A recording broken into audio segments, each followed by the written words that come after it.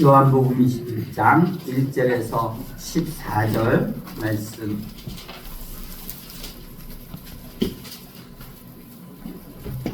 한 절씩 교독하십니다. 오늘 갈릴리 호수에서 고기 잡던 어부들이 부활하신 예수님을 거기에서 만나는 그런 내용입니다. 예수님께서 6월절 마지막 만찬 자리에서 제자들에게 이렇게 말씀하셨습니다. 마태복음 26장에 보면은 내가 살아난 후에 너희보다 먼저 갈릴리로 가리라. 예수님께서 부활하신 이후에 갈릴리에서 너희들을 다시 만나겠다라고 하시는 말씀입니다. 예수님께서 부활하신 이후에 제자들을 예루살렘에서 2번 만납니다. 그리고 얼마 후에 제자들은 예수님이 말씀하신 대로 갈릴리로 내려갑니다. 오늘 본문에는 디베라라고 되어 있습니다만은 같은 말입니다. 제자들이 갈릴리에 왔으나 거기에서 부활하신 예수님을 금방 만나지를 못하고 있습니다. 오늘 배경은 그렇게 시작이 됩니다. 오늘 본 말씀 3절 한번 우리 같이 볼까요? 시몬 베드로가 나는 물고기 잡으러 가노라 하니 그들이 우리도 함께 가겠다 하고 나가서 배에 올랐으나 그날 밤에 아무것도 잡지 못하더니. 예수님의 제자들은 대부분 갈릴리 호수에서 고기를 잡던 어부였습니다. 예수님을 만날 것을 기대하고 갈릴리로 왔지만은 그러나 예수님을 만나지 못하고 시간이 흐르고 있습니다. 그래서 베드로가 말합니다. 나 물고기 잡으러 가겠다. 그러니까 다른 제자들도 가면 우리도 같이 가지. 그렇게 해서 같이 고기를 잡으러 갑니다. 그런데 오늘 성경에 보니까 뭐라고 되어 있습니까? 다 같이 합시다. 그날 밤에 아무것도 잡지 못했다. 제자들은 갈릴리 호수에서 고기를 잡던 경험이 풍부한 어부들이에요. 그리고 갈릴리 호수는 밤에 고기가 가장 잘 잡히는 때라고 합니다. 여러분, 그렇다면 고기가 잡혀야 되는 거예요. 그런데 제자들은 그날 밤 갈릴리 호수에서 고기를 한 마리도 못 잡았다라고 성경은 기록하고 있습니다. 하필이면 그날 밤 갈릴리 호수에 있던 고기들이 다 여행을 간 걸까요? 없어진 걸까요? 아니, 제자들은 갈릴리 호수에서 고기를 잡던 어부들이었습니다. 그런데 한 마리도 못 잡았다는 것은 여기에 대단히 중요한 영적 의미가 있다는 것을 우리는 깨달아야 할 줄로 압니다. 우리 성경 한번 요한복음 15장 5절 보겠습니다. 여러분들이 잘 아는 말씀이에요. 나는 포도나무요 너희는 가지니 그가 내 안에 내가 그 안에 있으면 사람이 열매를 맺나니 나를 떠나서는 너희가 아무것도 할 수 없음이라. 우리 한번 해볼까요? 나를 떠나서는 너희가 아무것도 할 수 없음이라. 제자들은 이 말이 무슨 말인지를 실감하지 못했을 거예요. 그런데 지금 제자들은 예수님께서 하신 이 말씀을 철저하게 경험하고 있는 겁니다. 한 마리도 못 잡았다는 겁니다. 날이 밝고 오는 새벽 시간에 부활하신 예수님께서 갈릴리 호숫가에 계셨습니다. 제자들은 부활하신 예수님을 그 호숫가에서 만날 것이라고 하는 생각은 아마 못했을 겁니다. 나중에 제자들은 부활하신 예수님을 알아보게 됩니다. 오늘 본문 말씀은 이렇게 되어 있습니다. 요한복음 21장 5절 같이 읽을까요? 예수께서 이르시되 얘들아 너희에게 고기가 있느냐 대답하되 없나이다. 여기 얘들아 하는 말은 매우 친절하고 애정이 담긴 부름입니다. 그러니까 예수님께서 제자들을 그렇게 불렀다는 거예요. 얘들아 고기가 있느냐.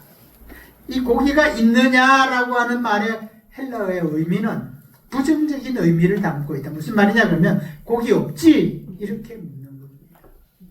얘들아 고기가 있느냐라고 하는 말은 너희들 고기 한 마리도 못 잡았지, 이렇게 말씀하시는 뜻입니다.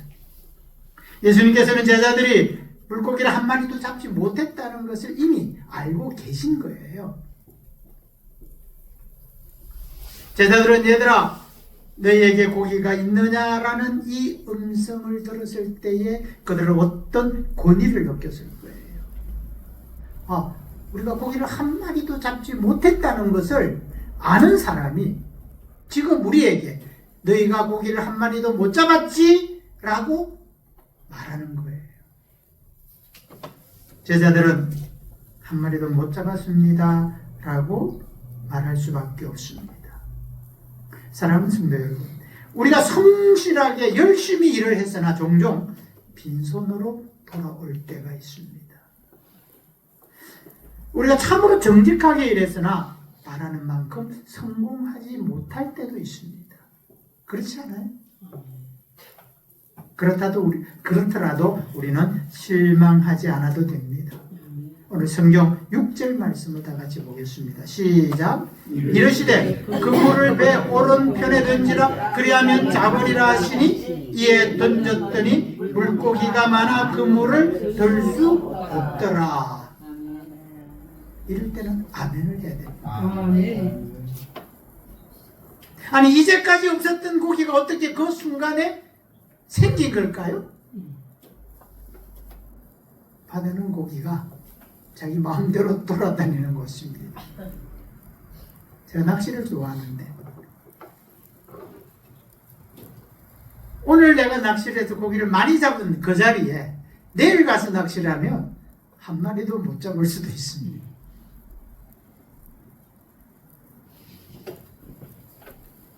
제자들이 밤새도록 오른쪽 왼쪽 그물을 던지지 않았겠습니까? 던졌을 거예요.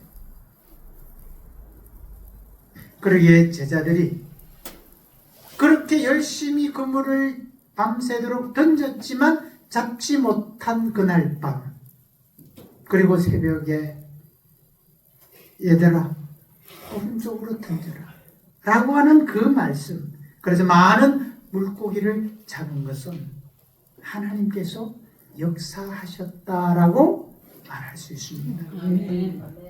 예수님께서 제자들을 위하여 많은 물고기를 잡게 하신 거예요. 믿습니까? 우리 하나님은 말씀으로 세상을 만드신 전능하신 하나님입니다. 우리 하나님은 없는 것도 있게 하시고 있는 것도 없게 하실 수 있는 분이라는 것을 믿으시기 바랍니다. 제자들은 밤새 그물을 던지느라 매우 지쳤을 거예요. 밤을 샌다는 것 자체가 힘들지만 그러나 밤새도록 그물을 던졌다 걷었다 던졌다 걷었다 하는 그 일은 대단히 힘들었을 겁니다. 그런데도 놀라운 건 뭐예요? 제자들이 다시 그물을 던졌다는 거예요. 밤새도록 그냥 던졌는데 못 잡았는데 뭘 이 새벽에 뭐 고기도 잘 안 잡히는 이 시간에 뭘 던지기는 뭘 던져요? 라고 생각하고 그렇게 반응할 수 있는데도 제자들은 그물을 던졌다는 거예요. 제자들이 말씀에 순종했다는 겁니다. 그리고 그들은 많은 물고기를 잡아서 그물을 들어 올릴 수 없을 만큼 많은 고기가 그물에 잡혔다는 겁니다. 예수님께서 제자들의 빈 그물을 고기로 가득 채워 주셨습니다. 우리 한번 같이 합시다. 빈 그물을 채워주신 예수님이시다. 믿습니까?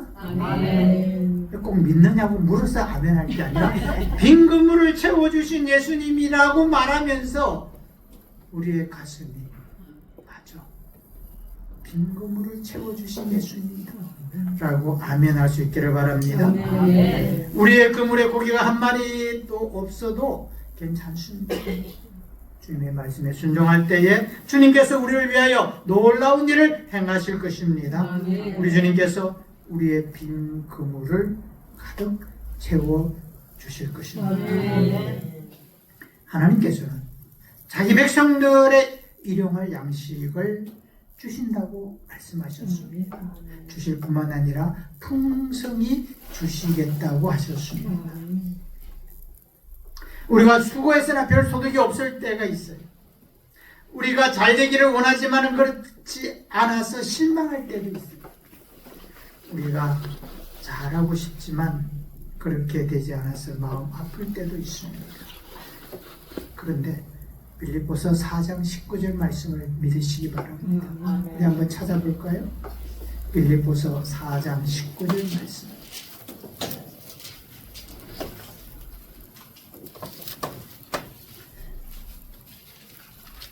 신약 성경입니다. 몇 장 안 돼서 잘 안 나올 겁니다. 이렇게 찾다 보면. 자, 같이 읽겠습니다. 시작. 나의 하나님이 그리스도 예수 안에서 영광 가운데 그 풍성한 대로 너희 모든 쓸 것을 채우시리라. 네. 여기에 쓸 것이라고 하는 것은 필요, 결핍, 부족, 이러한 의미입니다. 그리고 채우시라고 하는 말은 가득하게 하다, 넘치게 하다라고 하는 의미의 미래 능동태입니다. 무슨 말이냐 그러면 하나님께서 반드시 채워주실 것을 조금도 의심치 않는다. 반드시 채워주실 것이다 라고 하는 의미의 동사입니다. 채우시리라. 하나님께서는 우리의 모든 필요를 완벽하게 풍족하게 공급해 주시고 채워주시는 분이십니다. 아멘. 우리가 믿는 하나님입니다. 저와 여러분이 믿는 하나님입니다.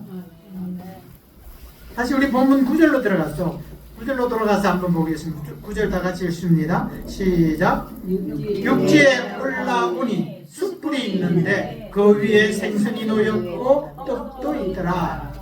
제자들은 물고기 가득 찬 그물을 배에 끌어올릴 수 없어서 그냥 그물을 배에 달고 호숫가로 왔습니다.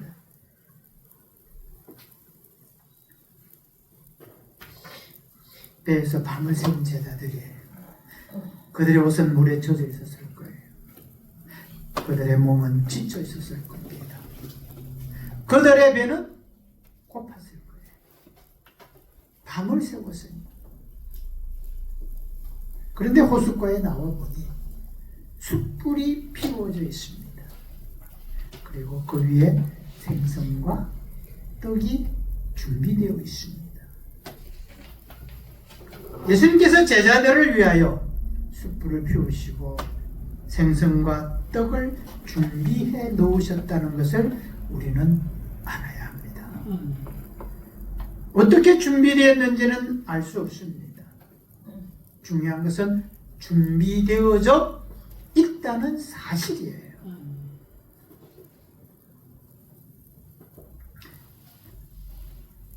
숯불과 생선과 떡을 준비해 두신 예수님입니다. 믿습니까? 네. 믿습니까라고 물어야 아멘. 제가 우리 노예 시절에 있는 자그마한 교회 예배를 참석을 하는데 그 교회는 얼마나 아멘을 잘하는지 목사님이 설교를 하다가 어떤데 나 같으면은 막 흐름이 깨어질 것 같아요. 그냥 하도 아멘을 자주 해가지고 아멘이 좋은 겁니다. 아멘 뜻 아시지요? 나는 믿습니다. 나는 그렇게 되기를 원합니다. 그게 아멘이에요. 얼마나 좋은 말이에요. 이건 또 세계 공통어예요. 어디를 가나 아멘을 하는 거예요. 미국도 아멘, 한국도 아멘, 히브리도 아멘, 아프리카에서도 아멘. 세계가 통하는 말이에요. 그래서 어떤 사람은 기도를 마칠 때 아멘이라고 하는 거 다른 건 몰라도 아멘 하면 기도가 끝난 줄 아는 거예요. 그 나라 말은 몰라도. 예수님께서 제자들을 위하여 필요한 것을 준비해 두신 겁니다. 우리 한번 같이 할까요? 숯불과 생선과 떡을 준비해 두신 예수님이다. 준비해 주신 예수님이다. 우리 하나님께서는 우리를 위해서도 숯불과 떡과 생선을 준비해 두실 것입니다. 우리를 위해 준비해 두신 하나님을 믿으시기 바랍니다. 여러분, 우리가 잘 아는 구약 성경에 아브라함의 이야기가 있습니다. 여호와께서 아브라함에게 산에 가서 내 아들 이삭을 제물로 나에게 바쳐라. 황당한 이야기. 아브라함은 불과 칼을 들고 그 아들 이삭에게 제물을 태울 나무를 지워서 갑니다. 아들 이삭이 아버지에게 말합니다. 아버지, 내가 평소에 볼 때 산에 가서 제사를 질 때는 동물이 있는데, 불과 나무는 있는데 제물로 바칠 어린 양은 어디 있습니까? 여러분, 이 말을 들을 때 아브라함의 마음이 어떨까요? 지금 아브라함은 양이 있다고 생각할까요? 양이 없다고 생각할까요? 아니면 아무 생각 없이 그냥 올라가는 걸까요? 아니에요. 아들을 잡아 바치려고 올라가는 거예요. 하나님이 그렇게 하라고 했으니까. 하나님이 갑자기 뭐가 잘못된, 뭐 여러 가지 생각을 할 수도 있겠죠. 그러나 올라가는 거예요. 아브라함이 유명한 말을 합니다. 아브라함이 아들에게 말합니다. 제물로 바칠 어린 양은 하나님께서 직접 준비하실 것이다. 아멘. 아멘. 믿습니까? 아멘. 아들을 바치러 가는 아브라함의 그 마음에 나는 모르지만 정뭐 없으면 그냥 아들을 드려야지 뭐. 그래도 하나님께서 어린 양을, 제물로 드릴 어린 양을 준비하실 거야. 아브라함의 손에 칼을 들고 아브라함이 아들 이삭을 잡으려고 하는 순간에 이제는 하나님이 급해진 거예요. 아브라함아, 그만! 스톱!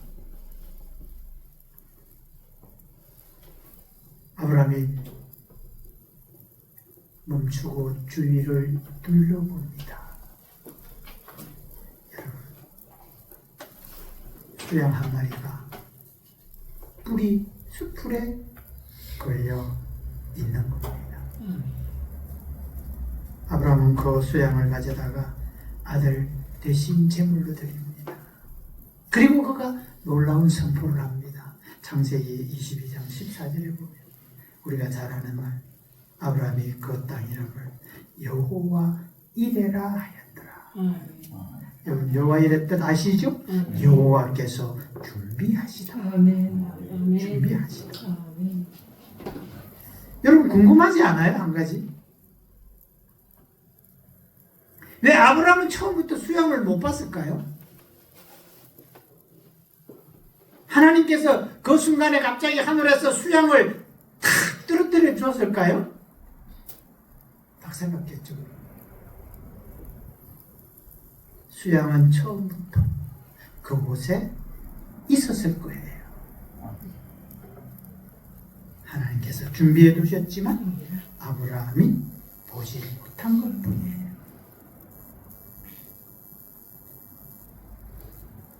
하나님께서 우리를 위하여 이미 준비해 두신 거예요.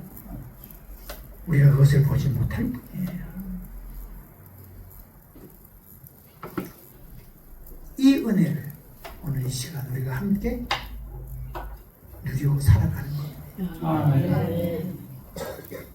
차가워진 우리의 마음을 아시고 예수님께서 숯불을 준비해 두신 줄로 믿습니다. 아멘. 오랜 습관에 젖어버린, 그래서 식어진 우리의 심령을 위하여 성령의 불을 준비해 두셨습니다. 아멘. 지치고 피곤한 우리를 위하여 예수님께서 떡과 생선을 준비해 두셨습니다. 신앙생활하면서 말씀을 먹지 않아 영적으로 배고픈 우리의 심령을 위하여 생명의 말씀을 주님께서 준비해 두셨습니다. 아멘. 아멘. 이 예배가, 이 시간이 하나님께서 이런 은혜를 우리에게 주시는 시간인 줄로 믿습니다. 아멘. 그래서 우리가 예배를 사모하는 성도가 되어야 됩니다. 아멘. 그래서 우리가 말씀을 사모하는 성도가 되어야 됩니다. 아멘. 그래서 우리가 열심히 찬양하고 간절히 기도하는 성도가 되어야 됩니다.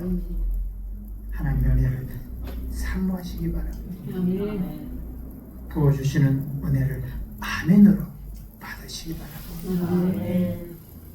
베드로는 다구는 소리를 듣고도 은혜를 받습니다.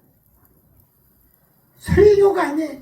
다구는 소리를 듣고도 은혜를 받습니다. 어떤 말씀이 강단에서 선포되든지 그 말씀이 하나님이 나를 위하여 준비한 예비해 두신 말씀인 줄로 믿고 아멘으로 받으시기 바랍니다. 아멘.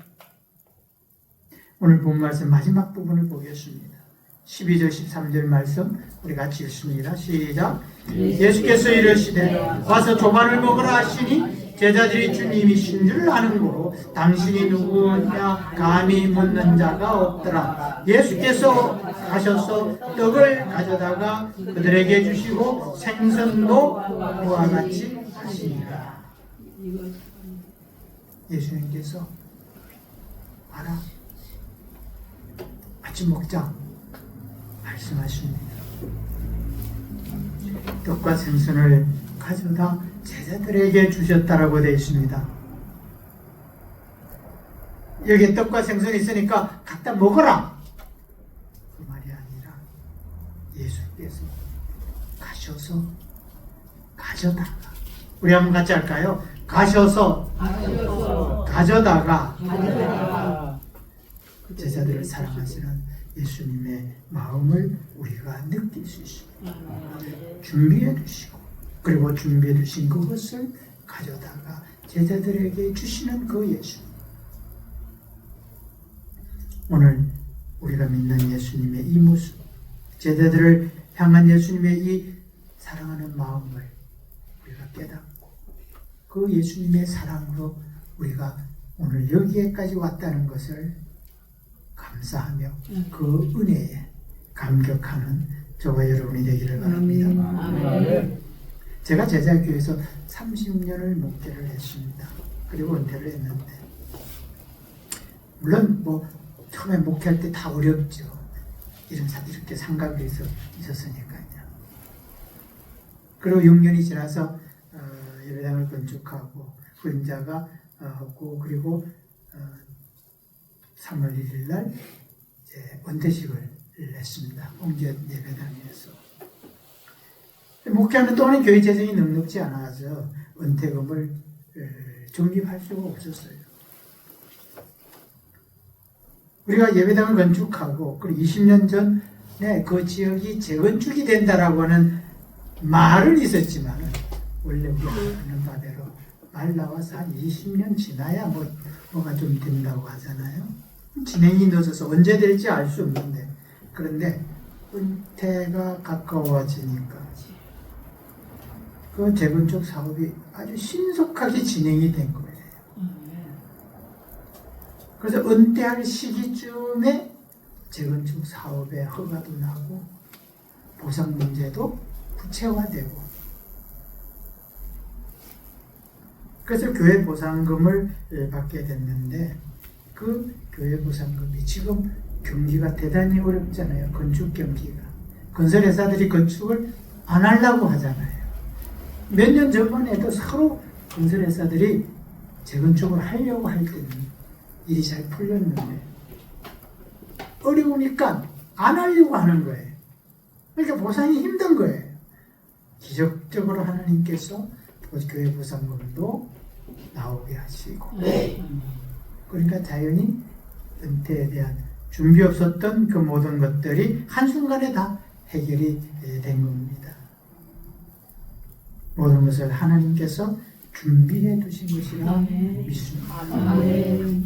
제자들의 빈 그릇을 가득 채워주신 예수님, 그 예수님께서 우리의 빈 그릇, 저와 여러분의 빈 그릇도 가득 채워주실 것입니다. 아멘. 제자들을 위하여 숯불을 피우고 떡과 생선을 준비해 주신 그 예수님이 우리를 위해 숯불과 떡과 생선을 준비해 주실 것입니다. 아멘.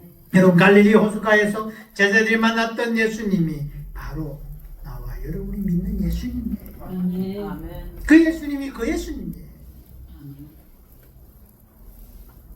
이 시간이, 이 예배가 그 예수님을 만나는 시간이고, 아멘. 그 예수님께서 우리를 위하여 채워주시고 준비해 주시는 놀라운 은혜의 시간인 줄로 믿습니다. 아멘. 우리를 사랑하신 예수님께서 지금도 우리를 위하여 놀라운 일을 행하실 것입니다. 사랑하는 성도 여러분, 빈 그물만 쳐다보고 신방하지 마십시오. 빈 그물을 채워주신 예수님을 믿습니다. 아멘. 힘들고 어려워 낙심하지 마십시오. 숯불과 떡과 생선을 준비해 주신 예수님입니다. 그 예수님을 우리가 믿습니다. 아멘. 삶이 어렵고 힘들지라도 실망하거나 불평하지 마십시오. 아멘. 우리 주님이 우리와 함께 계시고 우리를 도와주십니다. 찬양하겠습니다. 왜 나만